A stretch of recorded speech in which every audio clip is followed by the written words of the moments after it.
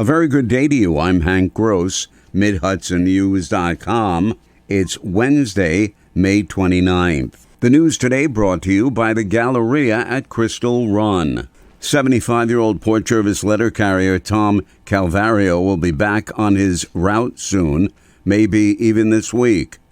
Calvario has been informed that he won an arbitration case to get his job back and says he was told he would be gladly welcomed back by Port's new postmaster. On November 28, 2023, Calvario was handed his coat, escorted to his car, and suspended from his job for what then postmaster, since retired, told him was unsatisfactory work performance. Examples provided in a letter to Calvario cited failure to complete work demands and requirements that he had signed on to on his date of hire, August 27, 1970. Calvario at that time was one of 3 top postal exam scorers and had received additional points for being a U.S. veteran. 2 people were shot, one fatally, as they drove into a parking lot at the Sleepy Hollow apartment complex in Monticello at about 12:30 Tuesday morning. Village Police Lieutenant Mark Johnstone says a woman in the vehicle was rushed to Garnet Health Medical Center Catskills, where she was pronounced dead. A man in the car with her was transported to Garnet Health Medical Center in the town of Wallkill, where he was in serious condition, police said.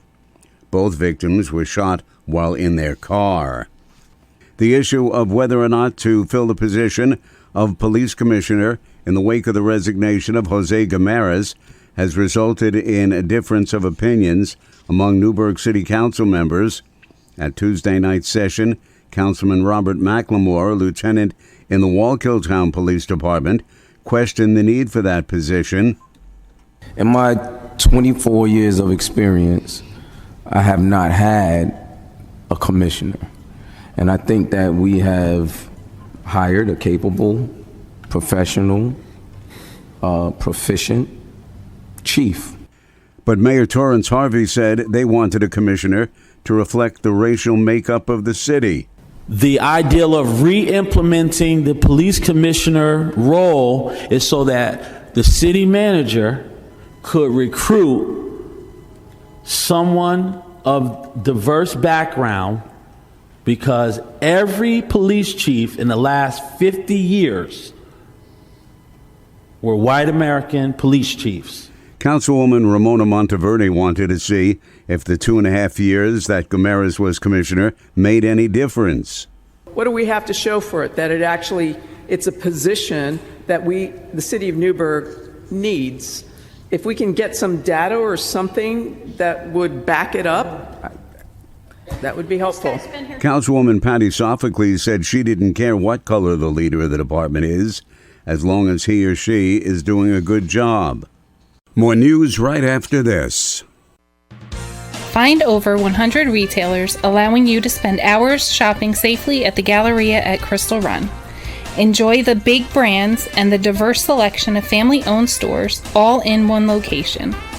The Galleria at Crystal Run offers dining options for everyone with Fuji 110 Grill, Allen's Mediterranean Grill, and Peru Cuisine. Discover the Mid-Hudson Valley's premier shopping, dining, and entertainment destination, the Galleria at Crystal Run. For more information, follow us on Instagram, Facebook, or visit GalleriaCrystalRun.com. The driver of a motor vehicle involved in a head-on crash with a train just south of the Esopus Avenue Railroad crossing in the town of Esopus resulted in train traffic being halted for 3 hours. When authorities got to the scene at around 2:15 in the afternoon yesterday, there was no one in the vehicle. A 2-hour search resulted in the discovery of the driver in a wooded area. The patient was transported to the hospital. It's been 6 years since Signature Aviation announced it would construct new facilities at New York Stewart International Airport at Newburgh. Signature operates a fixed-based operation at Stewart at the present time, but had announced plans to significantly expand and develop a large corporate aviation hangar as well. That was delayed for a number of reasons, including COVID-19, But now Stewart Business Development Director Yil Sirhan told the Advisory Stewart Airport Commission on Tuesday that plans are finally moving forward.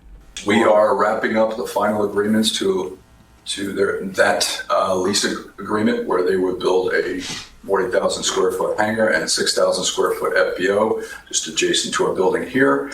We hope to have that agreement finalized and executed within the month.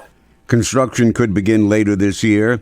A fixed-based operation provides services to aircraft operators, including hangar space, fuel, and maintenance. Congressman Michael Lawler has joined several of his colleagues in the House of Representatives to introduce the Safe Air on Airplanes Act. According to Lawler, the bill would secure clean air on airplanes and ensure the safety of the nearly 3 million people, including flight crews who fly on commercial planes each day.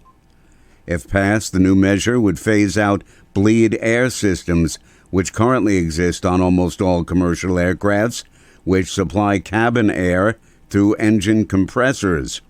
When fuel or toxic fluids leak from the engine or other systems, it can lead to an explosion of toxic air or a fume event, exposing passengers and crew to dangerous engine fumes and harmful chemicals that are small enough to pass through the filters, says Lawler. Orange County Assistant District Attorney Darlene DeJesus Rosenwasser, the chief of the office's Community Affairs Unit, has been named the incoming president of the Orange County Bar Association. I'm Hank Gross, MidHudsonNews.com. The news today brought to you by the Galleria at Crystal Run.